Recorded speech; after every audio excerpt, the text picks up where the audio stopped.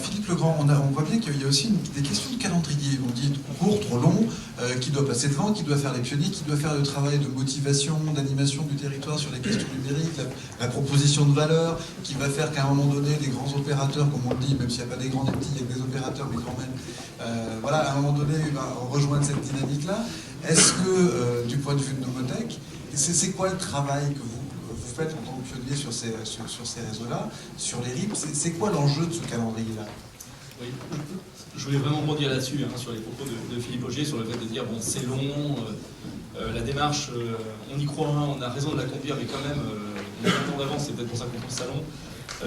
C'est une démarche d'anticipation, et à double titre. D'abord, une anticipation sur le marché lui-même de la fibre optique versus la DSL existant, démarche d'anticipation sur les usages qui sont en train d'émerger, et le fait qu'il y ait une adoption massive de ces technologies-là. On voit comment même les grands opérateurs, avec toute leur force marketing, commerciale et services qu'ils produisent, ont du mal à convertir encore, même si on sent une accélération de cette migration. On en reste malgré tout dans une démarche d'anticipation là-dessus. Et c'est aussi une autre démarche d'anticipation, des communautés de communes comme Deauville, Carrefour-Fleury, qui se lancent dans un tel projet fibre optique alors que tous les opérateurs n'ont pas encore manifesté leur réelle intention de venir commercialiser, savent très bien que c'est la stimulation du marché par les petits opérateurs qui va intéresser in fine les grands derrière qui sont en perpétuelle réflexion et assises de leur modèle économique et viendront à n'en point douter et viendront en premier lieu sur les réseaux qui existent déjà. Donc en cela, je pense qu'aucune personne dans la salle ne peut remettre en cause l'idée de dire que dans un marché en anticipation à destination du destinataire final, du bénéficiaire final et à destination des opérateurs, il faut agir, il faut investir et il faut y aller. Bon, pour autant, on a quand même besoin que ces réseaux tournent et qu'il y ait une économie derrière. Et la question, effectivement, qui est posée soulève le déport de valeur sur ces réseaux-là, et d'où peut-être le titre de la table ronde, actif ou passif. Derrière, ce n'est pas uniquement l'appétence des opérateurs à venir commercialiser, comme Jean-Christophe le rappelait tout à l'heure, à la fin, c'est actif. Et puis de toute façon, je pense qu'une collectivité, si elle entend de la part d'un grand opérateur qu'il faut que ça soit passif, elle finira par aussi faire un catalogue passif pour permettre l'arrivée de ces opérateurs dès lors que ça préserve le modèle public lui-même. Sinon, il n'y a pas d'investissement public, il n'y a pas de réseau, et donc l'opérateur est contraint de rester sur le DSL. La question derrière, quand même, c'est effectivement la question du déport de valeur, et à trop tarder, et à trop laisser les acteurs over the top venir prendre l'essentiel des parts de marché.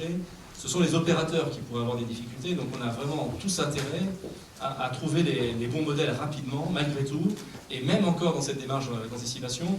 Je vous rappelle qu'il y a un épouvantail qui est encore pire que Google en ce moment, qui s'appelle Netflix, et qui fait peur. Je parle aussi de Google qui investit même dans les infrastructures pour avoir l'intégralité de la chaîne de valeur, mais au-delà de ça, si vous faites toute la chaîne de valeur des télécoms et des services, la part qui reste aux opérateurs, et sans vouloir avoir l'alarme à l'œil aujourd'hui pour eux, mais la part dans la chaîne de valeur, elle est quand même assez injuste. Donc c'est aussi à nous, je dirais, à vous, pouvoir public, de stimuler cette innovation. Il y a eu des programmes qui existaient dans le passé, alors depuis quelques années on n'en entend plus du tout parler, mais justement sur le lancement de l'innovation over the top en France. Je pense que s'il y a un sujet sur lequel on doit se pencher et pour lequel les collectivités ont un rôle à jouer, c'est bien celui de la création des usages et services numériques sur les réseaux très haut débit. Je ferme cette parenthèse maintenant pour revenir un peu plus au cœur du sujet et à la position de Nomotech en l'espèce. Vous savez, nous, on est un acteur naturellement activé, puisque nous sommes les spécialistes à l'origine de la boucle locale radio en France sur des dizaines de territoires, dont nous avons la chance également de couvrir, d'avoir mis en service les premiers sites dans le département du Calvados dans cette technologie-là, qui est une technologie d'attente, en attendant que la fibre optique soit présente partout et dans 100% des territoires. On est bien content, pour un coût de moins de 150 € la prise raccordable, d'apporter du 20 mégabits sur cette technologie. Et Ozone vient commercialiser ses services, et sur tous les réseaux FTTH aussi de France, y compris Deauville, Carrefour-Fleury. Notre difficulté à nous, c'est qu'il y a un investissement fournisseur d'accès à Internet pour acquérir le client. C'est pas simple, tant que le cuivre existe, vous savez que le coût d'acquisition et l'effort de conviction est quand même assez élevé. Et il n'est pas évident pour nous, petits opérateurs, de convaincre que le bon vieux cuivre de France Télécom doit être remplacé par la fibre, perçue comme la fibre d'Ozone, finalement, par le client final. On a un déficit marketing. Notre positionnement ne peut pas être un positionnement tarifaire, évidemment. Ça ne peut pas être un positionnement marketing sur l'image. Alors on a le niveau de service, mais expliquer que le 100 mégabits est mieux que le 20 mégabits, c'est quand même assez compliqué. Même si c'est le cas, bien entendu. Alors, sur les zones rurales, il y a une adoption massive, rapide, y compris pour les petits fournisseurs d'accès Internet, sur les zones sans ADSL. Mais les zones avec un bon niveau d'ADSL, un bon vieux cuivre, c'est très compliqué. Pour nous, il est donc important, de trouver la bonne différenciation immédiatement. Donc, autant nous ouvrons aux zones, ouvrent tous les réseaux d'initiatives publiques FTTH actuellement, autant le succès commercial n'est pas encore à la hauteur de nos espérances. Et c'est pour ça qu'on pense que nous existerons sur l'intégration de la chaîne de valeur et donc les services totalement intégrés, c'est-à-dire prendre de la domotique, du maintien à domicile, de la vidéoprotection, du Green IT. Et c'est par ce biais-là seulement que nous serons pertinents sur le marché et que nous réussirons à capter la clientèle. Alors, le ville, c'est encore plus particulier avec le taux de résidence secondaire assez importante et ces services-là font encore plus sens, notamment je pense à la vidéoprotection par exemple.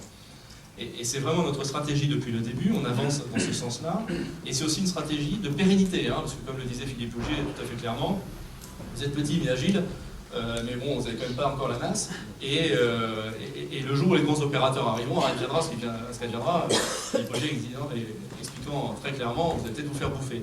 Alors c'est pas notre intention, on a envie d'être pérenne longtemps. Agile et teigneux. Ouais, agile mais teigneux. Agile mais teigneux. Donc il faut être pertinent, et pertinent sur le long terme. C'est-à-dire que c'est par l'intégration de ces services-là qu'on peut exister, et ça présuppose pour nous, alors on n'a aucune taille pour activer un réseau, il faut qu'il soit déjà activé, que ce soit par la collectivité ou un opérateur d'opérateur, ou un opérateur qui offre, je peux entendre dans les propos de Cyril peut-être que ça pourrait être aussi ça, l'idée c'est que SFR arrive, prend du passif, allume le service et le revend aux petits opérateurs avec un engagement avec la collectivité. Et au grand, mais occupe-toi d'abord des petits. Et ça, c'est vraiment notre stratégie. Nous, voilà, elle est claire. C'est dire, bon, on va être présent, on fait de la présence, on prend des centaines ou des milliers d'abonnés, on est très heureux de les avoir, mais ça ne suffit pas. Donc, incubation de services à valeur ajoutée, on s'est donné 2 ans pour le faire, donc on va y arriver sans problème pour être pertinent durablement. Alors la réponse à ça, c'est qu'on ne veut pas en fait être le bout en train du FTTH. On n'est pas là pour prendre des abonnés et puis investir dans ces coûts d'acquisition-là et puis demain se les faire reprendre par un grand opérateur qui aura une force commerciale à la face à laquelle on ne pourra pas résister. D'ailleurs, je crois qu'à ce titre, il serait intéressant d'avoir un retour d'expérience sur l'un où Numéricable est présent depuis quelques temps et je suis très curieux de voir le taux d'acquisition FTTH de Numéricable dans l'un face aux acteurs historiques locaux qui pour autant sont tout à fait pertinents et se battent très bien. Voilà le témoignage de Ozone comme fournisseur d'accès Internet sur les technologies FTTH et de Nomotech qui, en attendant la fibre, apporte du 20 mégabits de solution radio rapidement et pas cher.